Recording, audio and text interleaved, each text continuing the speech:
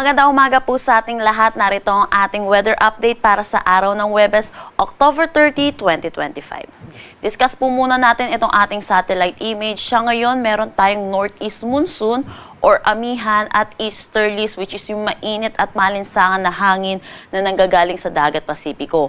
Dulot ng interaction netong dalawa nating weather system, ito ay nagre-resulta sa tinatawag nating shear line. Ito po yung magiging resulta po kapag nagkakaroon po tayo ng banggaan ng malamig at mainit na hangin. Itong shear line natin, posible itong magdala ng mga pag-ulan, lalo na dito sa malaking bahagi ng Luzon.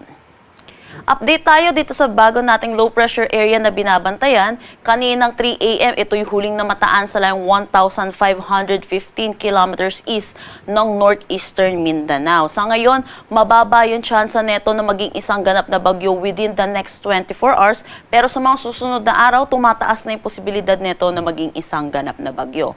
Posible itong pumasok ng ating PAR by Sunday or Monday. Sa ngayon, meron tayong dalawang senaryo para dito sa ating low pressure area or yung magiging bagyo natin.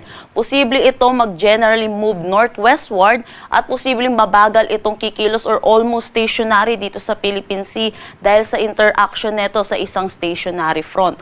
Dulot po neto, inaasahan po natin mabagal ang kanyang pagkilos, kaya posibleng landfall pa niya ay dito sa may Northern Luzon by Sunday or November 9. Pangalawang senaryo naman po natin, ito naman po yung medyo mabilis yung kanyang pagkilos. Ito ay generally mag-move west-northwestward at posible ang kanyang landfall dito sa may Eastern Visayas by November 4. Pero sa ngayon po, malayo pa po itong low pressure area natin, kaya marami pa po ang posibleng magbago dito para sa ating track. Kaya ugaliin po natin mag-check lagi ng updates ng Pag-asa at tumutok po tayo sa mga nilalabas po natin sa ating mga social media pages.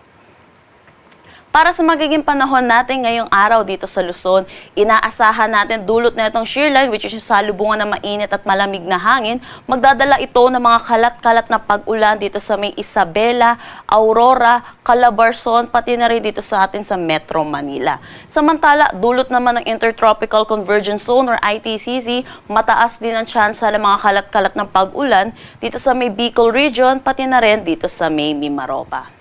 Dulot naman ng northeast monsoon, makakaranas ng maulap na papawirin na may mga pag-ulan dito sa Batanes, Cagayan, pati na rin sa may Ilocos Norte.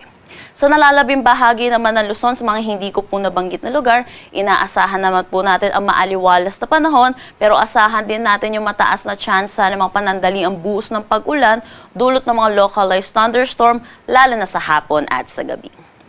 Agwat ng temperatura for Metro Manila at Tuguegarao at Lawag, 25 to 31 degrees Celsius, Baguio, 18 to 24 degrees Celsius. For Tagaytay, 22 to 29 degrees Celsius, at Legazpi, 26 to 31 degrees Celsius. Para naman dito sa may Palawan, Visayas at Mindanao, dulot ng Intertropical Convergence Zone, mataas pa rin ang tsansa ng mga kalat-kalat na pag-ulan sa kanila ngayong araw. Iba yung pag-iingat po para sa ating mga kababayan dahil sunod-sunod na rin po ang ating mga naitatalang mga pag-ulan. Agwat ng temperatura for Calayan Islands at Puerto Princesa, 25 to 29 degrees Celsius. For Iloilo, 25 to 29 degrees Celsius. Tacloban, 25 to 30 degrees Celsius. Dito sa Cebu, asahan natin ng 26 to 30 degrees Celsius. Zamboanga, 25 to 31 degrees Celsius. Cagayan de Oro, 23 to 30 degrees Celsius. At Davao, 24 to 31 degrees Celsius. Wala na tayong nakataas na anumang gale warning sa anumang seaboards ng ating bansa.